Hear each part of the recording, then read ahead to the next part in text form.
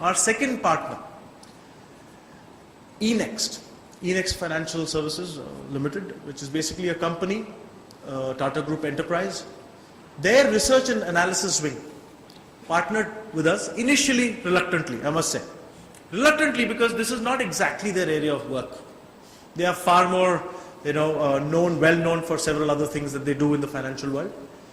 But after their research and analysis wing has been in existence for several years and been doing this kind of work also, and we approached them so that we could get authentic research out of this field work that we were doing.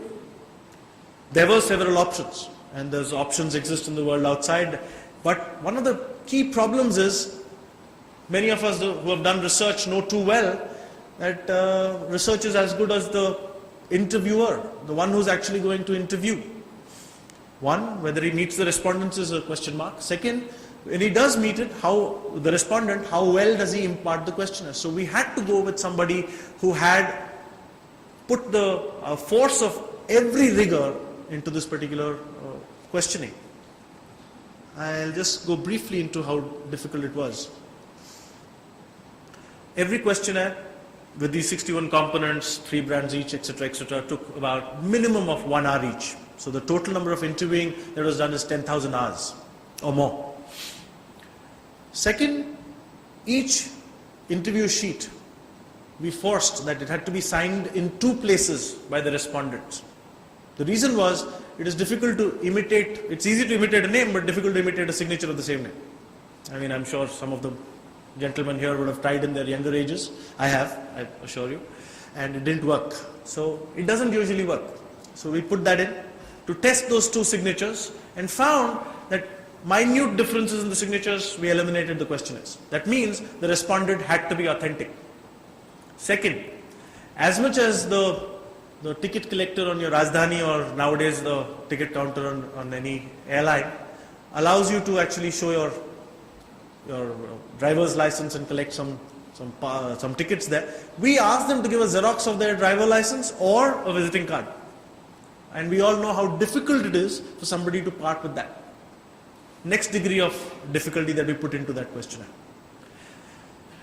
We did 100% telephonic back checks. Each one of the respondents who sat down, and they actually sat down and were being able to give us, we called each one of them, asked them questions about the questionnaire, and of course naturally how long it took, where it was and everything else, and made sure that it was 100% correct. Small wrong aspects that we were found, the entire questionnaire was eliminated. So that's the next degree of difficulty that came in. Ensuring that the data that we collect and put into this report is something that the entire industry can use by knowing it is authentic, not by just knowing that it's been done. Fortunately, I have the backing of some experience of PR as well. We run an agency, 2 agencies actually, one which is about 8.5 years old.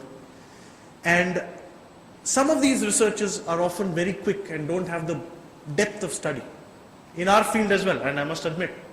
And we often do it because it gets some kind of a flavor, because it's got some statistics, some number, and therefore it gets certain kind of a pickup from various sources. This particular study is not anything superficial. It has the depth. So if a brand appears at a particular number, I would be happy to discuss it over lunch for anybody who contests that brand not being able to fit into that number. There will be differences for anybody in terms of why they personally think that their brand should be differently placed. But they are personal opinions. That is not a statistical reference. So that's how I would say the confidence of the study is that high, and therefore we are able to stand by this and in the process publish a study of this important. Just one part of it I wanted to touch upon, that there are, in this study also are 20 major contributors who have given their own impressions of trust. And before I end this brief talk, I'd really like to thank each one of them. They are people of stature, and they took their time out and gave their personal impressions on what they thought about trust and why their companies gained it. Most importantly, that was easy actually, but most importantly, they gave impressions on where they found that their brands actually dipped in trust and what they did in order to probably achieve it at that particular point in time. These were Mr. Adi Godrej, Mr. Anand Mahindra, Mr. Ravi Venkatesan of Microsoft, Mr. Wilfried Alba, Mr. R.S. Sodi of Amul, Mr. Gulu Mirchandani, Mr. Moonbishan of LG, Mr. Harish Bhatt of Titan, Mr. Sunil Dugal of Daba, Mr. Marcelo Villigran of Bata, Mr. Bakshi and Mr. Jati of McDonald's, Mr. Anand Singh for Coca-Cola, Mr. Y.K. Hamid for Cipla, Mr. Sigve Brekke of Uninor, Mr. Sridhar for Bajaj, and Mr. Harkirat Singh for Woodland. So thank you for giving us that input for this particular study. Just before I end, I just wanted to reiterate that the Brand Trust Report, India Study 2011, is not just a listing of brands on trust, which it does have in the last chapters, but that's just one component of it. Assuredly, if you go through the book in detail, you'll find that it is something that allows you to understand trust better and improve every relationship of trust, whether it be personal, social, commercial, transactional, emotional, you name it. That's how universal trust is. We have today applied it to brands. Tomorrow it could be applied to anything else. Thank you, ladies and gentlemen. I really appreciate you being here, and thank you for the patient hearing. I would love to have interactions with you just after, whenever this is over. Please feel free to have a discussion with me should you have any impressions on brands and brand trust. Thank you so much.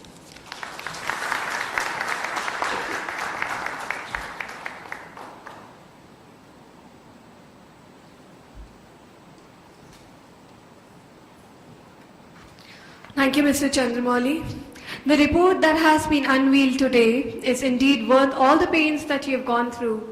We can look forward to the next edition of the report with the hope that it will redefine the way corporate India incubates its brands. Let us now prepare ourselves for the announcement of the top 10 India's most trusted brands and category leaders. Let me reiterate on a scale and depth never undertaken before in India. The Brand Trust Report has spanned over 2 years of exhaustive scientific research, studying in depth over 61 trust composites, interviewing 2,310 respondents over nine cities, generating nearly 1 million data points covering 16,000 unique brands. The 116-page report gives a scientific understanding trust and brand trust a detailed analysis for the top 50 brands, leaders in 42 categories, the 4 regional leaders, and the listing of India's top 300 brands. Out of these 300 brands, we shall be awarding commemorative plaques to the top 100 brands. The top 10 of these rank holders shall be given the plaques today. If any of the brands are represented today, I request them to step up on the dais to receive the memento as we read out their names. Mr. Chandramouli, I would request you to come on the stage to hand over the plaques. At the 10th rank, we have the Titan brand, Keeping the Time for India.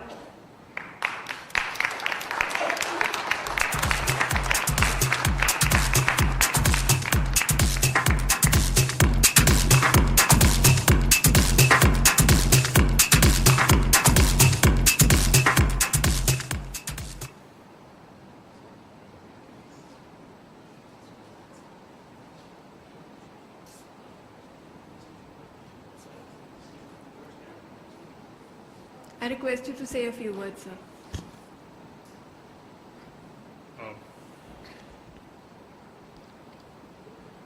Good evening, ladies and gentlemen.